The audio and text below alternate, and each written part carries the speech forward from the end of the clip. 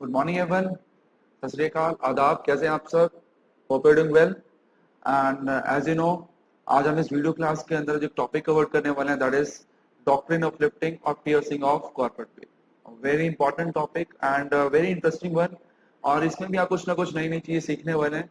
And कुछ ये topic पुराने कॉन्सेप्ट के ऊपर भी बेस्ड है। जो हमने पुराना कॉन्सेप्ट पढ़ा था that is a separate legal entity. जो हम कंपनी की कैरेक्टरिस्टिक्स करते हैं तो हमने पढ़ा that is a separate legal entity. Company is having a separate legal entity. तो वहां पे भी मैंने बताया था दैट इज कि कैरेक्टरिस्टिक्स के अंदर ही दैट इज जब सेपरेट लीगल एंटिटी के अंदर सैलोमन केस हुआ था तो वहां पे भी डिसाइड हुआ था, वहां से दो कॉन्सेप्ट निकले थे that company is having a separate legal entity and second point is doctrine of lifting और पियर्सिंग ऑफ कॉर्पोरेट व्हील। और तभी हमने बात करी थी जब ये टॉपिक सेपरेट आएगा तो हम इसके ऊपर सेपरेट वीडियो बनाएंगे और उसके अंदर सेपरेटली बताऊंगा that is called as what is a corporate veil over there.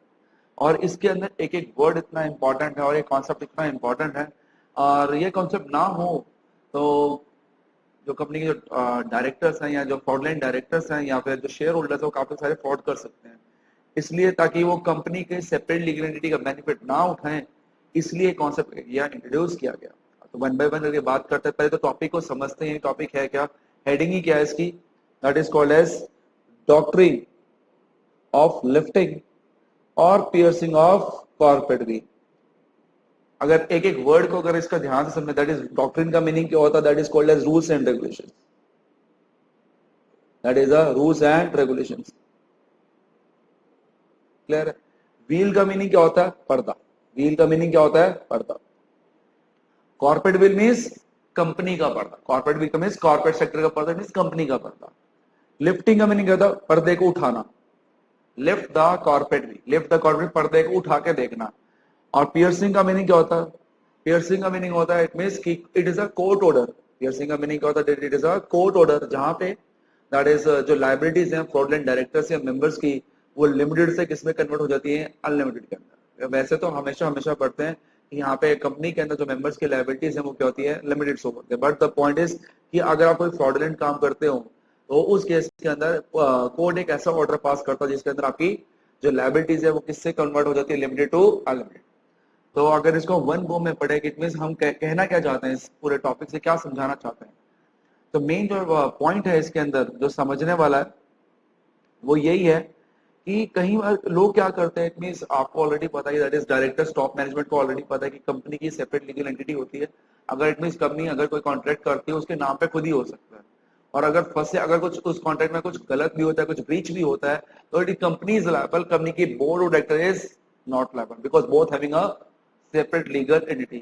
तो इसी that is called fraudulent transaction को दूर करने के हमने कॉन्सेप्ट लेके आए that is called as concept of corporate veil. तो कहने का मीनिंग है क्या? इट मींस क्या कहना क्या चाहते हैं, एग्जांपल के थ्रू से समझेंगे बट द पॉइंट समझ लेते हैं। एक्चुअली कहना क्या चाहते हैं? ये कहना ही चाहते हैं कि इट मींस अगर कंपनी के बिहाफ पे आप कोई भी ट्रांजैक्शन करते हो, कोई भी एक्टिविटी करते हो, क्लियर है, और फ्रॉड आप करते हो, बट केस किसके अगेंस्ट फाइल होता है? दैट इज अ कंपनी के अगेंस्ट। तो इट मींस तो लॉ मेकर ने बोला कि हम वो पर्दा उठा के देखेंगे, हम इस पर्दे को लिफ्ट करके देखेंगे और देखेंगे कि उसके पीछे फ्रॉडलेंट डायरेक्टर्स और मेंबर्स कौन कौन से हैं। और उस केस के अंदर फिर कंपनी लायबल नहीं होगी, उस केस के अंदर दैट पर्टिकुलर डायरेक्टर्स और शेयर होल्डर्स ही क्या होंगे? लायबल होंगे। क्लियर है? फॉर एग्जांपल अगर मुकेश अंबानी ने रिलायंस के साथ, अब मुकेश अंबानी ने रिलायंस के बिहाफ पे अगर कोई कॉन्ट्रैक्ट में एंटर किया है तो हम ये जानना चाहते, हम ये बताना चाहते कि अगर मुकेश अंबानी ने फ्रॉड किया है तो मुकेश अंबानी ही लायबल होंगे, रिलायंस इंडस्ट्री लिमिटेड लायबल नहीं होगी। इसी ट्रांजैक्शन को हम समझने के लिए एक एग्जांपल करते हैं और एग्जांपल के थ्रू समझते हैं कि है क्या। लेट अज्यूम, एक एग्जांपल लेते हैं, एक assumed example. Late assume this is a Reliance Industries limited RIL and this is a ICICI bank.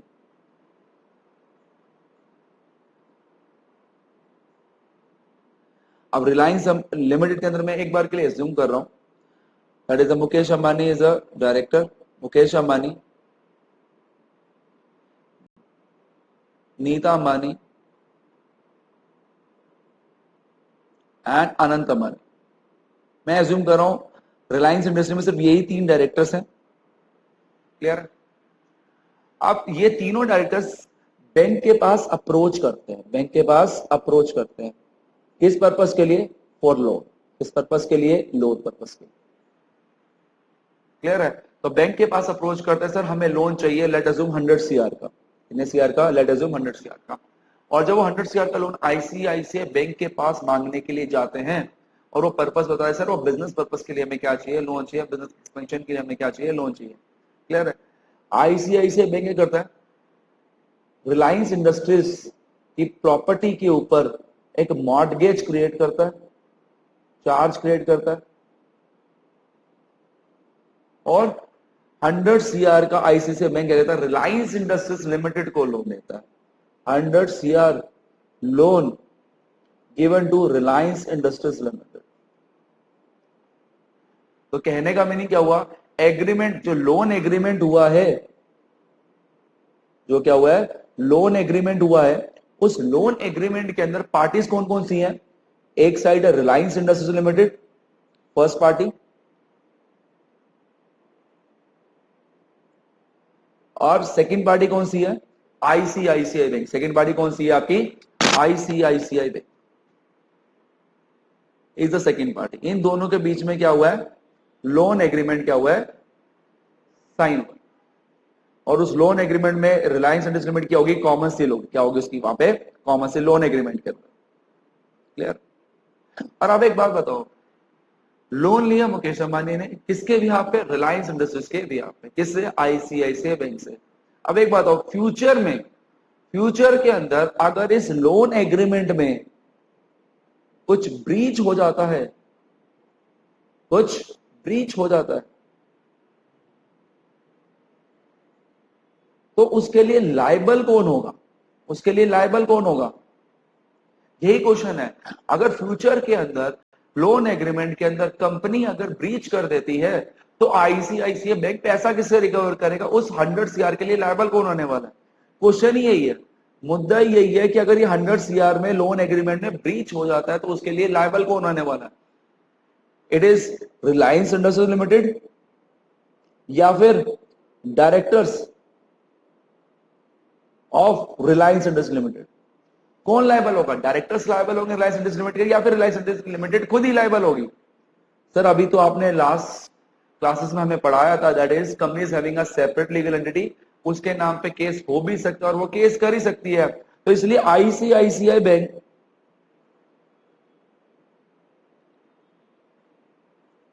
किसके अगेंस्ट केस फाइल करेगा? रिलायंस इंडस्ट्रीज लिमिटेड के अगेंस्ट केस फाइल करेगा, डायरेक्टर के अगेंस्ट केस फाइल नहीं करेगा। यही हमने सीखा था सेपरेट लीगल एंटिटी के अंदर। क्लियर है? अब एक बार के लिए एज्यूम करके चल लेते हैं कि ब्रीच हो गया। अभी तक तो मैंने ये बोला था अगर ब्रीच हो गया तो लायबल कौन होगा? हमने अभी तक जो कॉन्सेप्ट पढ़ा था सेपरेट लीगल एंटिटी का, उस हिसाब से रिलायंस इंडस्ट्रीज लिमिटेड लायबल होगी, उसके अगेंस्ट केस फाइल होगा, डायरेक्टर्स लायबल नहीं होंगे।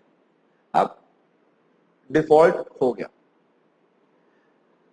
डायरेक्टर्स ऑफ रिलायंस ने, डायरेक्टर्स ऑफ रिलायंस लिमिटेड ने, उन्होंने जो 100 सीआर का जो लोन लिया था बिजनेस पर्पस के लिए, उन्होंने 100 सीआर अपने पर्सनल पर्पस के लिए यूज कर लिए। क्या कर लिए? पर्सनल पर्पस के लिए कर दिए, यूज कर दिए, और डिफॉल्ट कर दिया इन the payment of loan, in the payment of loan, in the payment of loan. जब आईसीआईसीआई बैंक पैसा मांगने के लिए आया तो डायरेक्टर्स ने मना कर दिया, सर हमारे पास तो पैसा नहीं है, we are making a default in the payment of loan. Clear?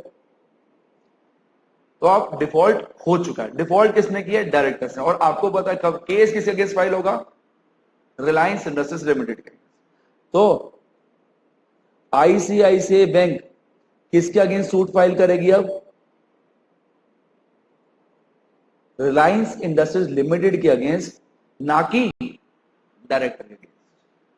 आपको नहीं लग रहा कि डिफॉल्ट किसी और ने किया, सूट किसी और के अगेंस्ट फाइल हो रहा है? डिफॉल्ट डायरेक्टर्स ने किया, सूट कंपनी के अगेंस्ट फाइल हो रहा है।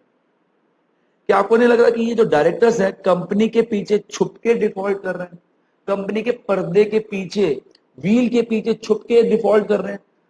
कंपनी का जो पर्दा है उन्होंने उसका शेल्टर ले रखा हुआ है क्या आपको नहीं लगता कि इस डायरेक्टर के against default that is called suit file होना चाहिए, ना कि कंपनी के अगेंस्ट? इसी कॉन्सेप्ट को इसी कॉन्सेप्ट का नाम है कॉर्पोरेट व्हील।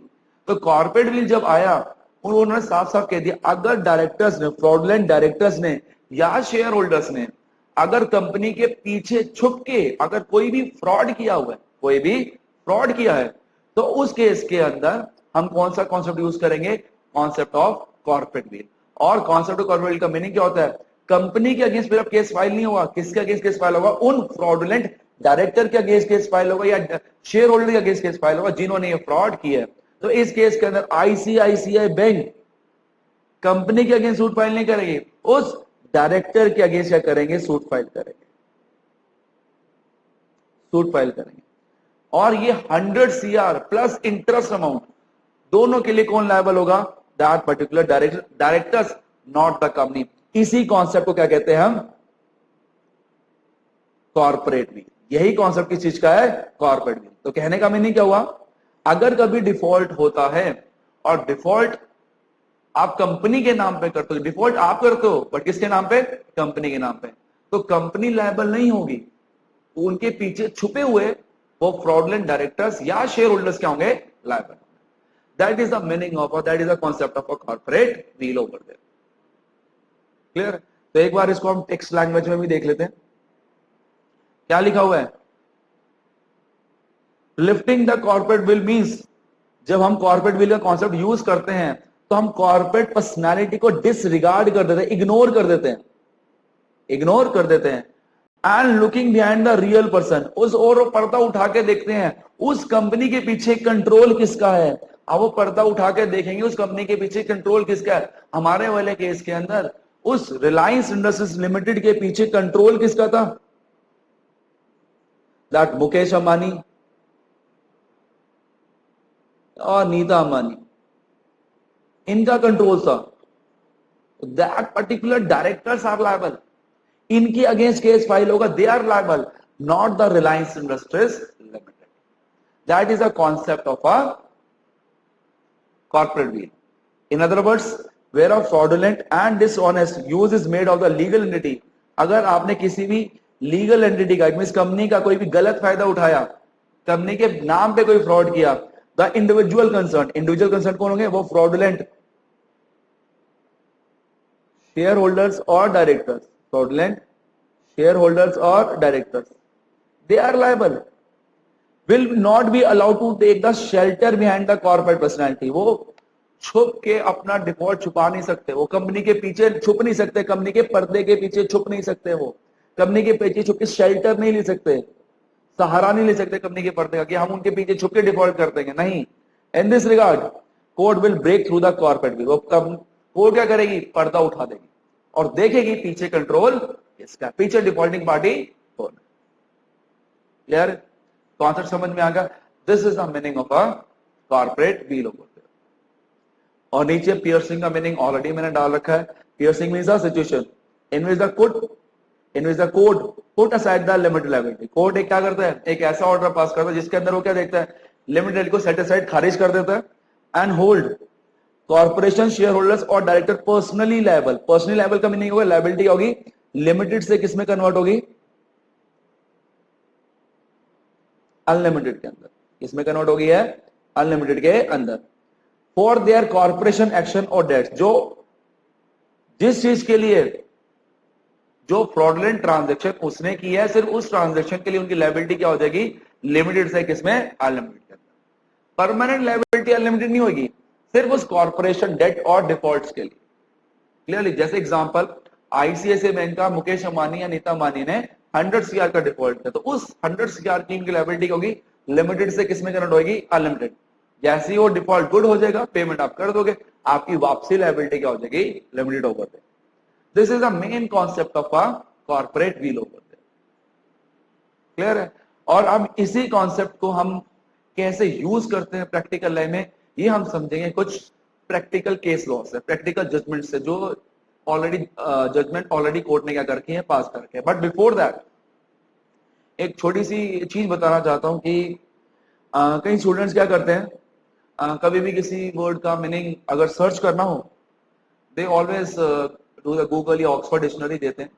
तो मेरी सिर्फ एक एडवाइस है, व्हेन आप कभी भी कोई वर्ड लीगल मीनिंग की अगर मैं बात करता हूँ, अगर कभी कभी कोई वर्ड को सर्च करते हो, don't search on the Google and you always, या तो आपको वर्ड जो लीगल मीनिंग अगर आपको सर्च करना तो आपके पास एक डिक्शनरी होनी चाहिए, ऑक्सफोर्ड नहीं, that is a black law dictionary, या टॉप, वैसे तो हमेशा top 2 legal dictionary name is Halsbury and black law.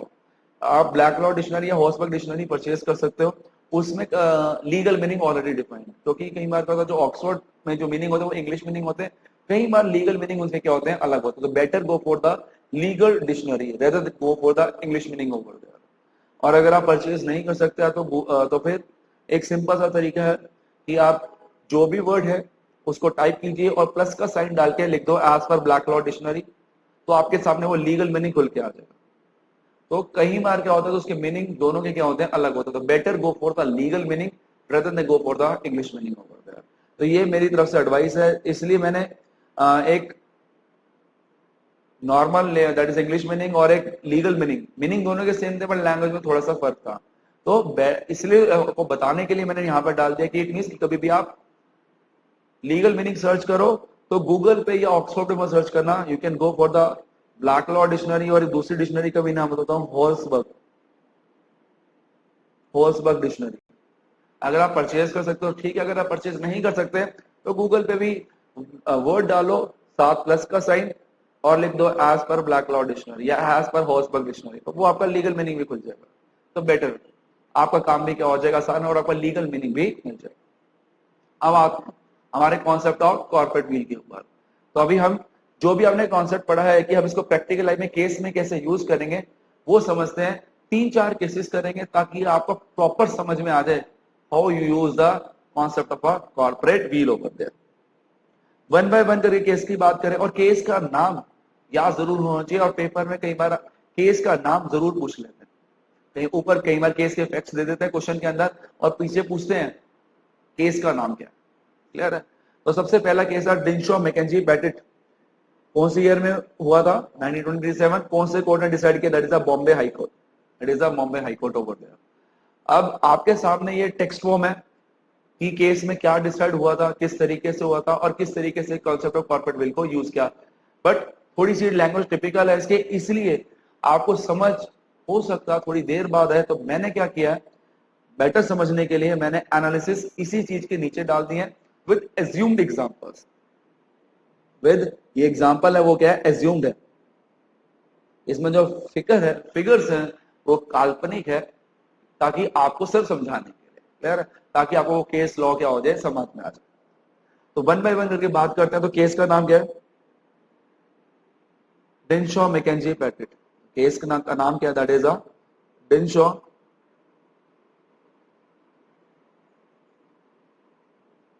Spell देख लेते हैं, मैकेंजी बेटिट।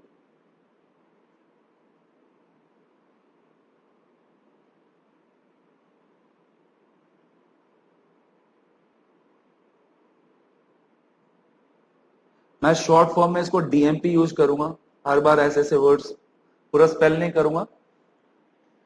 तो अब इस केस में हुआ क्या था? डीएमपी पहली तो ये इंडिविजुअल है, पहली तो ये क्या है? इंडिविजुअल है, एंड इसका जो मेन बिजनेस है वो इंटरेस्ट इनकम से या डिविडेंड इनकम से आती है। इनकी जो कहने का मीनिंग है, इनकी जो मेजर इनकम है वो कहां से डिराइव होती है डीएमपी को? इंटरेस्ट या फिर डिविडेंड इनकम, इंटरेस्ट या फिर डिविडेंड इनकम। अब इसके मन में दिल में एक खुराफाती चल रही है कि वो सोच रहा है कि टैक्स वो ना पे करे। उसके मन में चालाकी क्या चल रही है, दिमाग में क्या चालाकी चल रही है? दैट इज कि वो टैक्स पे नहीं करना चाहता, अपनी जो भी इनकम वो जनरेट करता है उसके ऊपर वो टैक्स पे नहीं करना चाहता। क्लियर है? तो अब वो करता क्या है, एक 4 पेपर बेस्ड कंपनियां खोल देता है, मतलब टैक्स इवेजन कंपनी। तो स्टेप नंबर 1, सब धीरे धीरे करके सबसे पहले वो क्या करता है? DMP is always is an individual over there, आपको ऑलरेडी पता है। उसकी जो मेजर इनकम ड्राइव होती है, कहां से ड्राइव होती है? या तो इंटरेस्ट इनकम से या फिर डिविडेंड इनकम से। टोटल इनकम का जो मेजर पोर्शन है वो कहां से ड्राइव होता है? तो इंटरेस्ट या फिर डिविडेंड इनकम। अब उसे दिमाग में खुराफाती क्या दैट इज वो टैक्स पे नहीं कर, गवर्नमेंट को, इनकम टैक्स डिपार्टमेंट को टैक्स पे नहीं करना चाहता। क्लियरली? एंड वो इसी सोच में वो क्या करता है, 4 पेपर बेस्ड कंपनियां खोलता है, 4 टैक्स डिवीजन कंपनियां खोलता है। मतलब टैक्स डिवीजन कंपनी होती क्या है, या पेपर बेस्ड कंपनी होती क्या है, जो सिर्फ नाम की कंपनियां होती है, काम कुछ नहीं करती है। सिर्फ नाम की कंपनियां होती हैं, वो काम कुछ नहीं करती है, सिर्फ हम उसको टैक्स की चोरी के लिए हम इनकॉर्पोरेट कर रहे हैं। मतलब टैक्स एंट्रियां घुमा सके, दैट इज एंट्री घुमा सके, ताकि इन फ्यूचर हमें टैक्स ना पे करना पड़े। कंपनी खोली है, पर्पस क्या है, टैक्स की चोरी। पर्पस क्या है, टैक्स की चोरी। काम कुछ नहीं करती, काम कुछ नहीं करती। क्लियर? लेट अज्यूम, एक बार के लिए अज्यूम कर लेते हैं, डीएमपी की जो प्रिंसिपल कंपनी, मेन कंपनी है एबीसी लिमिटेड। मेन कंपनी का नाम क्या है, एबीसी लिमिटेड। और उन्होंने क्या डिसाइड किया, वो 4 पेपर बेस्ड कंपनी खोलेंगे, या फिर टैक्स इवेजन, इवेजन का मीनिंग होता है चोरी करना, टैक्स। उस चारों कंपनियों का मेन पर्पस क्या होगा, टैक्स की चोरी, और कोई पर्पस नहीं। टैक्स की चोरी करना इसका मेन पर्पस होगा। और कौन कौन सी 4 कंपनी खोली, A private limited, B, C and D private limited. 4 paper based company खोली, जो सिर्फ और सिर्फ किस पर्पस के लिए खोली है, टैक्स की चोरी के लिए, और कोई काम नहीं, काम धंधा कुछ नहीं करना इन्होंने। क्लियर? स्टेप नंबर 5, एक बार के लिए अज्यूम कर लेते हैं, जो इसकी जो मेजर कंपनी है that is called as ABC limited, उसकी जो टोटल मेजर इनकम है, टोटल इनकम जो उसने डिराइव करी, that is called as 1 lakh. Total profit कितना, that is called as 1 lakh. 1 lakh रुपए प्रॉफिट कमाया। क्लियर है? अब इस 1 लाख के ऊपर उसको टैक्स नहीं देना, 1 लाख के ऊपर उसको टैक्स नहीं देना, इसलिए उसने क्या खोली है, 4 पेपर बेस्ड कंपनी खोली है। तो उसने क्या किया, इन चारों कंपनी को एक प्रिटेंडेड लोन दे दिया, 25,000 ईच का। प्रिटेंडेड लोन दिया नहीं है, सिर्फ एंट्रियां घुमाई है, दिया नहीं है, सिर्फ एंट्रियां घुमाई। प्रिटेंडेड लोन दे दिया किसको, 25,000 ईच। किसको, 25,000 इसको, 25K इसको, 25K इसको, 25K इसको, और 25K इसको। और इससे क्या हुआ, एबीसी का जो टोटल प्रॉफिट है वो कितना होगा, 1 लाख से सीधा कितना हो गया, 0। ये कितना हो गया, जैसे ही ट्रांसफर किया, जैसे ही प्रेजेंट लोन की एंट्री पास करी, 1 लाख का प्रॉफिट कितना हो गया, 0। अगर 0 हो गया, इट मींस उसको आप टैक्स देने की कोई भी जरूरत नहीं। No payment of tax is required, no payment of tax is required. But एक बात सोचने वाली है, ध्यान से सोचना, ये जो एबीसी लिमिटेड है और ये चारों जो पेपर बेस्ड कंपनी है, इन 5 कंपनी के पीछे कंट्रोल किसका है, कौन इन 5 कंपनी को कंट्रोल कर रहा है? एबीसी लिमिटेड को भी डीएमपी कंट्रोल करता है, और इन चारों कंपनीज को भी, चारों पेपर बेस्ड कंपनीज को, चारों टैक्स डिवीजन कंपनी को भी कंट्रोल कौन करता है, डीएमपी करता है। दैट मींस इन 5 कंपनी के पीछे कंट्रोलिंग पावर किसके हाथ में है, डीएमपी। जो सारा खुरापाती दिमाग है वो किसके हाथ में है, डीएमपी। जो चोरी करने का दिमाग किसके हाथ में, चोरी करने दिमाग कौन है, डीएमपी करता है। क्लियर है? That means if you analyse, control किसके पीछे, अबव कंपनी के पीछे कंट्रोल किसका, डीएमपी को। अब जैसे ये बात डिपार्टमेंट को पता लगे, डिपार्टमेंट के दिमाग में 2 क्वेश्चन अराइज हुए। सबसे पहला, ये जो चारों कंपनीज हैं, ये किस पर्पस के लिए इनकॉर्पोरेट हुई है, टैक्स इवेजन कंपनी। किस पर्पस के लिए इनकॉर्पोरेट हुई है, टैक्स इवेजन कंपनी के लिए। और इन सभी का उस्ताद, मास्टरमाइंड कौन है, डीएम।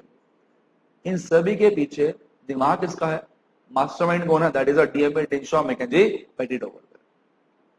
तो डिपार्टमेंट ने क्या बोला, डिपार्टमेंट ने वो concept of corporate veil use किया, इन चारों कंपनी का पर्दा उठा के देखा, और पीछे कंट्रोल किसका निकला, डीएमपी का। तो बोला it means DMP will be held liable. DMP को पेनल्टीज भी देनी पड़ी, और डीएमपी को प्रॉपर टैक्स भी पे करना पड़ा ऊपर। And department use the concept of corporate veil, and DMP have to pay the penalty and the taxes also. Concept समझ में आ गया? This is how we use the concept of a corporate veil over there. इस तरीके से हम corporate wheel concept क्या करते हैं, यूज करते हैं। And this is the first case on the corporate veil over there.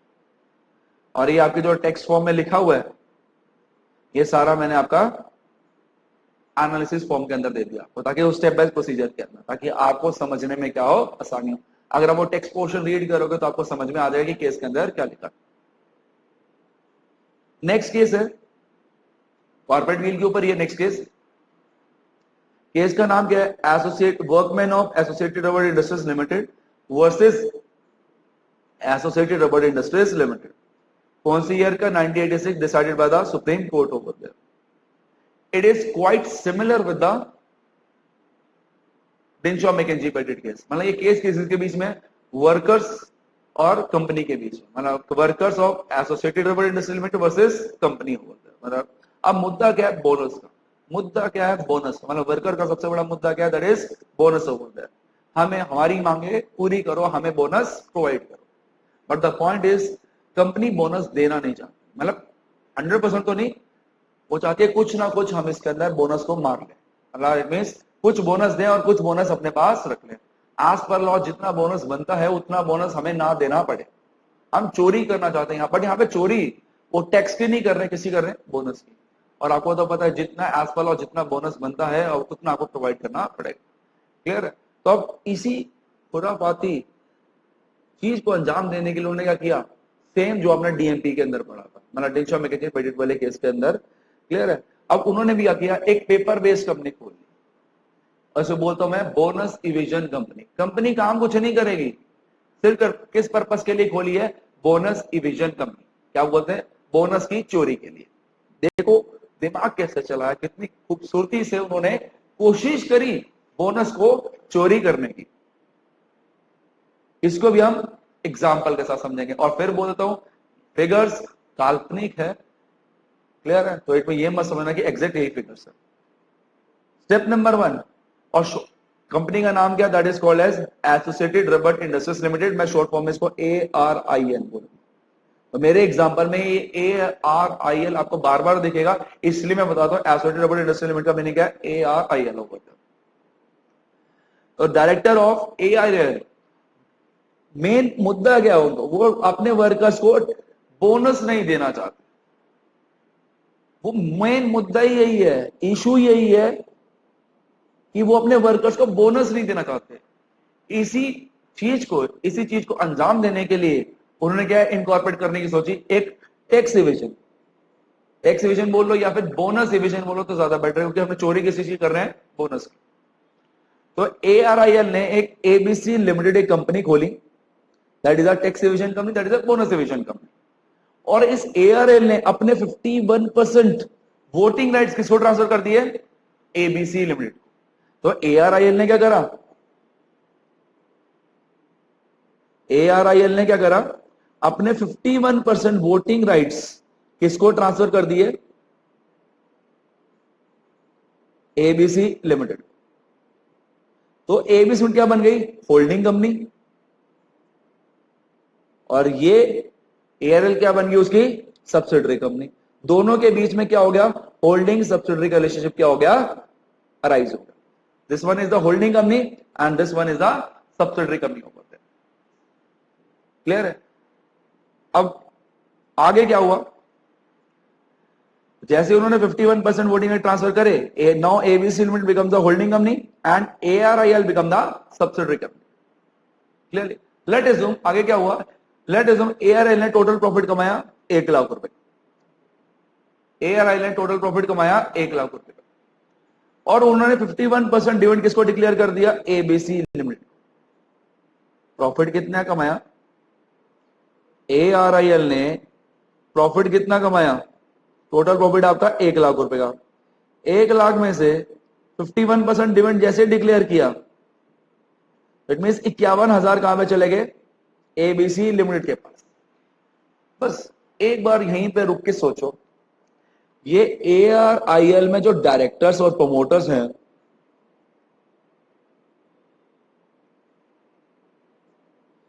और जो ABC लिमिटेड में जो प्रमोटर्स और डायरेक्टर्स हैं, क्या दोनों सेम नहीं है? इन दोनों में क्या कंट्रोलिंग पावर क्या सेम नहीं है?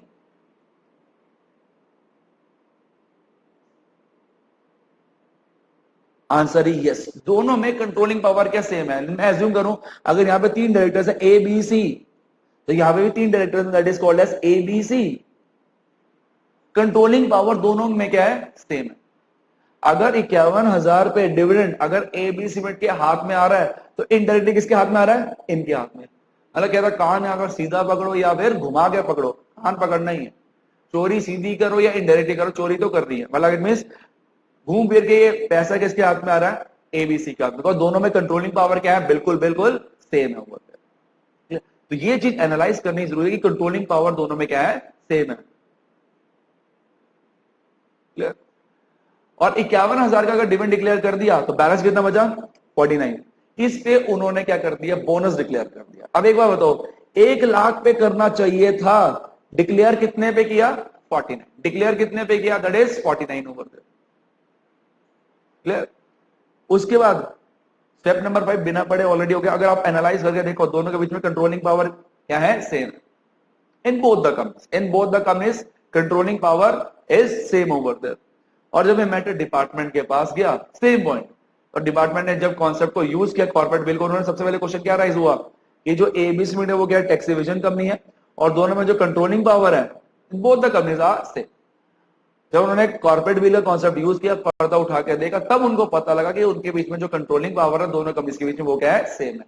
डिफॉल्टिंग डायरेक्टर्स क्या है, सेम है। और ये भी पता लग गया दैट इज कॉल्ड एबीसी ने जो कंपनी खोली थी वो किस पर्पस के लिए खोली है, टैक्स एविजन पर, that is a bonus Avision purpose के लिए। वो बोनस की चोरी करना चाहते थे, तो डायरेक्टर्स से they have to pay the penalty and actual bonus पे टू द वर्कर्स। ये सेकंड केस है जहां पे हमने कौन से कॉन्सेप्ट को यूज करा है, concept of a corporate veil over. अब हमने 2 केसेस कर लिए जहां पे हमने कॉन्सेप्ट ऑफ कॉर्पोरेट व्हील को यूज किया है, डिनशॉ मैकेंजी पैटेट, और second case that is workers versus associated rubber industries limited over. Clear है, कॉन्सेप्ट समझ में आ गया। आपको धीरे धीरे समझ में आ रहा होगा कि एसोसिएटेड रबर इंडस्ट्रीज लिमिटेड और सॉरी कॉर्पोरेट व्हील के कॉन्सेप्ट को हम प्रैक्टिकल लाइफ में कैसे यूज। नेक्स्ट पॉइंट जो आता है, next case with that deals with the concept of a corporate wheel, that is a Daimler Company Limited versus Continental Tires and Rubber Company। 1916 का case है। अब इस केस को पढ़ाने से पहले मैं एक चीज वैसे आपको बताता हूं, और वो हम इंडियन कॉन्ट्रैक्ट में भी पढ़ते हैं। इंडियन कॉन्ट्रैक्ट में साफ साफ लिखा हुआ है, इंडियन कॉन्ट्रैक्ट एक्ट में साफ साफ लिखा हुआ है कि अगर आप एलियन एनिमी के साथ कोई भी कॉन्ट्रैक्ट करते हो, अगर कोई भी बंदा एलियन एनिमी के साथ कोई भी कॉन्ट्रैक्ट करता, भाई एलियन एनिमी होता क्या है, जिस कंट्री के साथ हमारी वॉर डिक्लेयर हो चुकी है। फॉर एग्जाम्पल अगर इंडिया चाइना में अगर क्या हो रही है, वॉर हो रही है, तो हमारे लिए वो चाइना क्या हो जाएगा, एलियन एनिमी। तो इट मीन जब तक वो वॉर चल रही है, जब तक वो वॉर चल रही है, उस टाइम अगर कोई भी ट्रेडर्स इंडिया और चाइना के अगर आपस में कॉन्ट्रैक्ट करते हैं तो वो क्या माने जाएंगे, इनवैलिड कॉन्ट्रैक्ट, वॉइड एब इनिशियो। क्लियर है। तो इट मींस अगर इंडिया और चाइना में अगर वॉर डिक्लेयर हो जाए, वॉर डिक्लेयर हो जाए, तो during war, most important word है ड्यूरिंग वॉर, ड्यूरिंग वॉर अगर इंडिया और चाइना के बीच में अगर कोई भी कॉन्ट्रैक्ट होता है, कोई भी कॉन्ट्रैक्ट होता है ड्यूरिंग वॉर, तो वो वॉइड एब इनिशियो माना जाएगा। क्लियर है। Let assume Salman Khan, example Jackie Chan, इनके बीच में अगर कोई कॉन्ट्रैक्ट होता है ड्यूरिंग वॉर, तो ये कॉन्ट्रैक्ट क्या माना जाएगा, वॉइड एब इनिशियो। कॉन्ट्रैक्ट क्या माना जाएगा, वॉइड एब इनिशियो। सर एक बात बताओ, आप कह रहे हो ड्यूरिंग वॉर, अच्छा वॉर से पहले या वॉर के बाद अगर कॉन्ट्रैक्ट हो तो वो वैलिड माना जाएगा। वॉर से पहले और वॉर के बाद हुआ हो कॉन्ट्रैक्ट तो क्या माना जाएगा, वैलिड माना जाएगा। But most important point is during war. अगर ड्यूरिंग वॉर अगर कोई भी कॉन्ट्रैक्ट हुआ दैट कॉन्ट्रैक्ट इज वॉइड एब इनिशियो। अगर फॉर एग्जांपल अगर 1 जनवरी हमारी जो वॉर चल रही है 1 जनवरी 2018 से लेके 20 जनवरी 2018 तक, तो इट मींस ये 20 दिन तक इंडिया चाइना आपस के दूसरे के लिए क्या है, एलियन एनिमी, दोनों के बीच में कोई भी कॉन्ट्रैक्ट होता दैट इज वॉइड एब इनिशियो। 1 जनवरी से पहले हुआ कोई कॉन्ट्रैक्ट हुआ या 20 जनवरी के बाद हुआ कोई कॉन्ट्रैक्ट, तो ये दोनों कॉन्ट्रैक्ट क्या है, वैलिड। ये दोनों कॉन्ट्रैक्ट क्या है, वैलिड। सर आप ये बातें हमें क्यों बता रहे हो, ये बातें इसलिए बता रहे हैं क्योंकि जो अगला केस है वो इस एलियन एनिमी के ऊपर ही क्या है, बेस है। तो इट मींस अगला केस समझने से पहले आपको ये एलियन एनिमी पता होना चाहिए, व्हाट इज एलियन एनिमी, और कब कौन सी सिचुएशन के अंदर हम एलियन एनिमी को कंसिडर करते हैं और कौन सी सिचुएशन के अंदर वो कॉन्ट्रैक्ट क्या होता है, वॉइड होता है।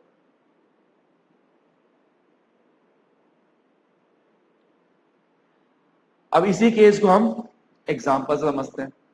Let assume there is one company in Germany and one company in Britain, that is A ink.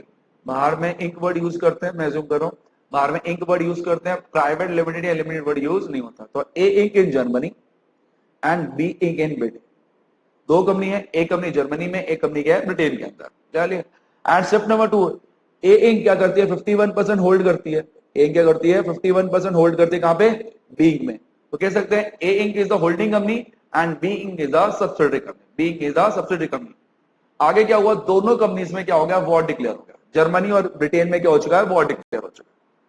It means दोनों आपस के लिए क्या हो गए, alien enemy. Alien enemy it means जब तक दोनों के बीच में वॉर चलेगा, ड्यूरिंग द वॉर अगर जर्मनी और ब्रिटेन में कोई भी कॉन्ट्रैक्ट होता है तो वो क्या माना जाएगा, वॉइड एब इनिशियो। ड्यूरिंग वॉर अगर कोई भी कॉन्ट्रैक्ट होता है यहाँ पे जर्मनी और ब्रिटेन के बीच में, तो वो क्या है, कॉन्ट्रैक्ट क्या माना जाएगा, वॉइड एब इनिशियो। स्टार्टिंग से क्या, वॉइड एब इनिशियो का मीनिंग क्या होता है, void from the beginning. Void एब इनिशियो का मीनिंग क्या होता है, void from the beginning. Clear है। अब आगे हुआ क्या, ध्यान सुना। बी इंक ने मिस्टर ए के साथ कॉन्ट्रैक्ट में एंटर कर दिया। और मिस्टर ए कौन है, इंडिया का रेजिडेंट। मिस्टर ए कौन है, सॉरी इंडिया का नहीं है, ब्रिटेन का रेजिडेंट। कहां का रेजिडेंट है, ब्रिटेन का।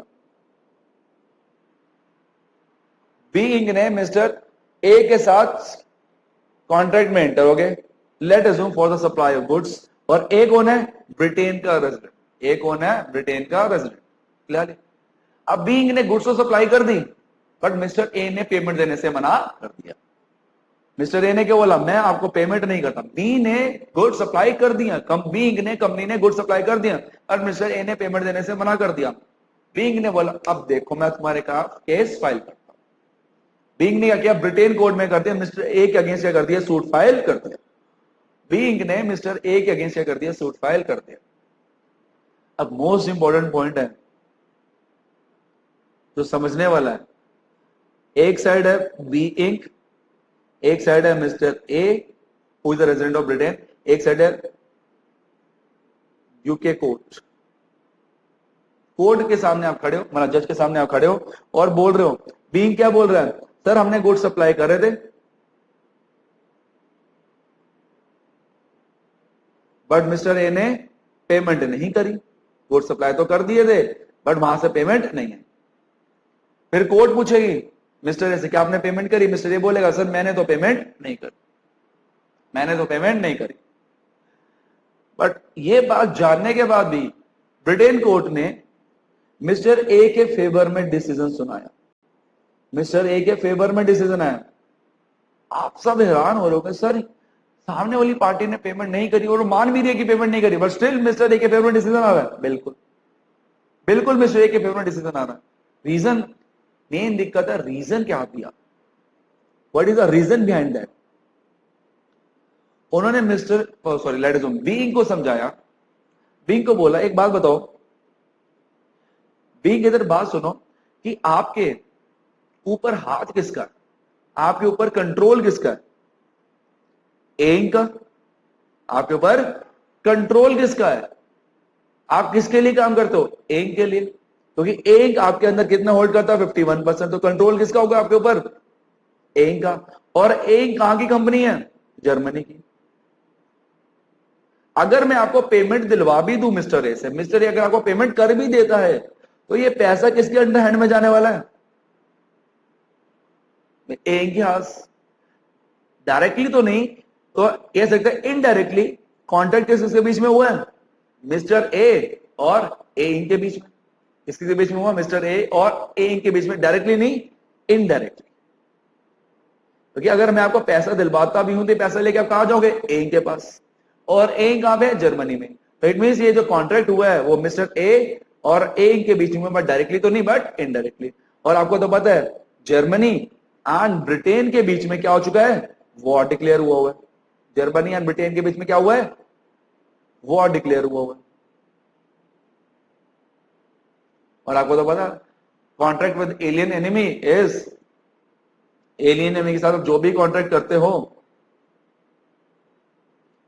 That contract is void ab initio, that contract is void ab initio, that is void from the beginning of the contract. इसलिए मिस्टर ए को पेमेंट करने की कोई भी जरूरत नहीं है, इसलिए मिस्टर ए को पेमेंट करने की अब कोई भी जरूरत नहीं है।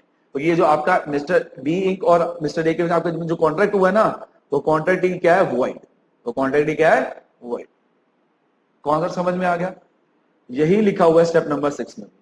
Britain court give the judgment in the favor of Mr. A and gave the reason that B Inc. is under the control of A Inc. and A Inc. कहाँ में है? जर्मनी में. और जर्मनी और ब्रिटेन में क्या हो चुका? War declare. तो contract between the alien enemy is void ab initio. That is void from the beginning.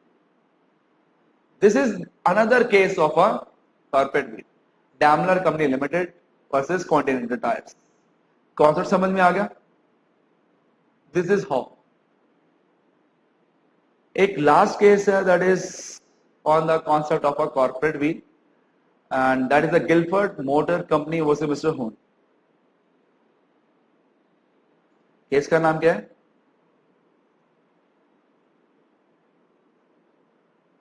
Guilford motor company versus mister होन.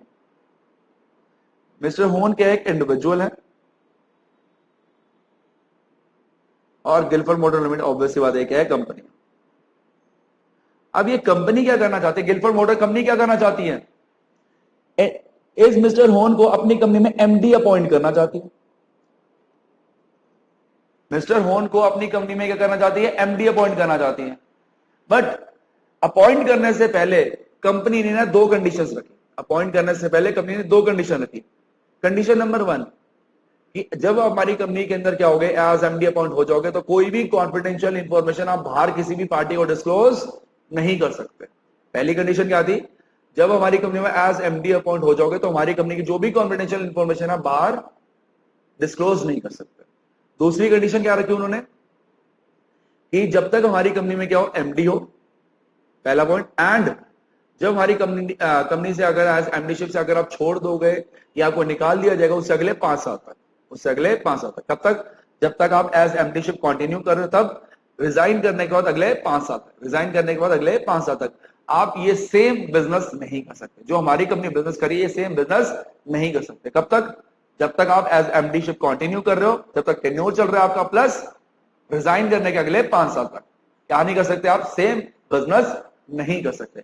इन्हीं दो कंडीशन के बेस पे क्या किया कंपनी ने? मिस्टर होन को क्या किया? एज एमडी अपॉइंट किया और मिस्टर होन ने ये दोनों कंडीशन का किया, एक्सेप्ट किया. GML short form is GML means Guilford Motor Limited appointed Mr. Hone as its MD on the condition. कौन सा condition? That he will not misuse internal information of the company received by him after his appointment in the company. तो कोई भी confidential information disclose वो नहीं करेगा. Condition number 1. Condition number 2. And he will not start any new business similar to the business of GML. तो GML का जो business है वो सिमिलर बिजनेस क्या करेगा? स्टार्ट नहीं करेगा. कब? जब तक वो इस कंपनी में क्या है? एमडी है. और अगर एमडीशिप से उसने रिजाइन कर भी दो अगले 5 साल तक, अगले 5 साल तक रिटायरमेंट की या रेजिग्नेशन के अगले 5 साल तक तो क्या नहीं करेगा? सिमिलर बिजनेस स्टार्ट नहीं करेगा. ये दो कंडीशन. ये क्या? दो कंडीशन. अब हुआ क्या? दोनों कंडीशन हो गई. एमडी अपॉइंट हो गया, मिस्टर होन एज एमडी अपॉइंट हो गया. लेट अज्यूम वो जब एग्जांपल है कि लेट अज्यूम अगर जैसे ही वो रिटायर होके गया उसने सेम ईयर ही क्या कर दिया? न्यू कंपनी शुरू कर दी. 5 साल का वेट ही नहीं किया, स्टार्टिंग कर दी उसने, न्यू कंपनी शुरू कर दी और सेम बिजनेस के साथ. Same business. Most important is the same business. कौन सा सेम बिजनेस? जो जीएमएल करती थी, Gilford motor limited. Same business के साथ क्या कर दी उसने? बिजनेस शुरू कर दिया. सही है सर? सेम बिजनेस के साथ शुरू कर दिया. अब एक बात और, जीएमएल को इस बारे में इंफॉर्मेशन मिल गई. मिस्टर होन ने क्या कर दिया? सेम बिजनेस शुरू कर दिया. एक नई कंपनी इनकॉर्पोरेट करी और सेम बिजनेस के साथ शुरू करा. जीएमएल ने कोर्ट में केस फाइल कर दिया.